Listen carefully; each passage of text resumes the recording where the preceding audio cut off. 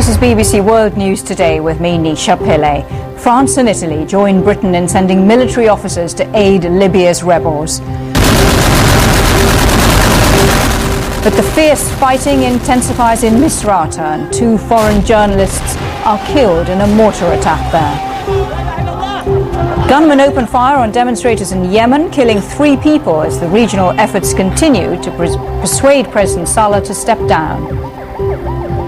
1 year after the Deepwater Horizon oil disaster in the Gulf of Mexico, we visit the communities still reeling from the damage.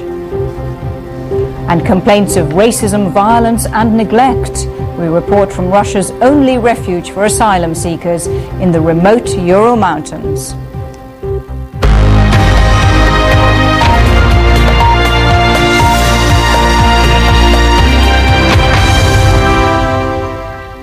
Hello and welcome. In the past couple of hours, it's emerged that 2 foreign journalists have been killed by mortar fire in the besieged Libyan city Misrata. The British Foreign Office has just confirmed to BBC World News that one of those killed was the award-winning British news photographer Tim Hetherington. He was 41. He's covered numerous conflicts around the world and directed the documentary Restrepo on Afghanistan, which gained 2 Oscar nominations. The identity of the other journalist killed hasn't yet been confirmed. 2 others were injured in the same incident. This news after Italy and France joined Britain in saying they'll be sending up to a dozen military officers to help Libya's rebels with organisational, logistical and communication skills. Mike Wooldridge reports.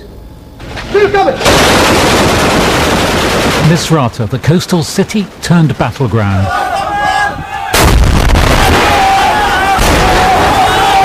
Fought over with increasing intensity between Colonel Gaddafi's opponents and the forces loyal to him.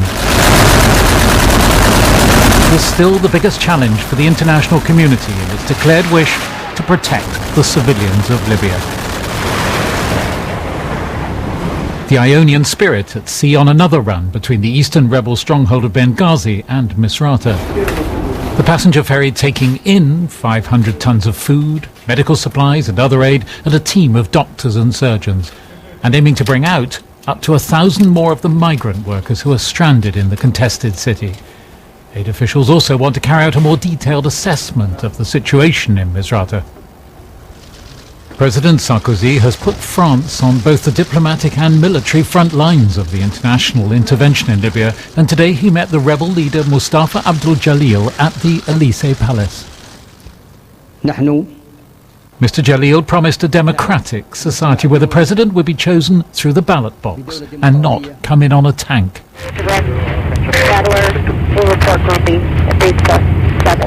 France will intensify airstrikes in Libya, Mr. Sarkozy's office said, and the French government also announced that it's placed a small number of military liaison officers with the rebels, as Britain said yesterday it would be doing.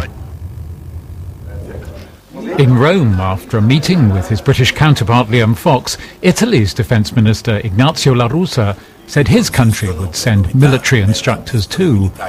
Britain, France and Italy are all arguing that it's not a step towards boots on the ground. Mr. La Russa said the rebels weren't looking for a land intervention. They don't want the other Islamic countries to accuse them of having allowed crusaders or whomever on their territory, he said. But the rebels do still want NATO to do more, and one of their spokesmen said today that NATO had completely failed to change things on the ground in Misrata.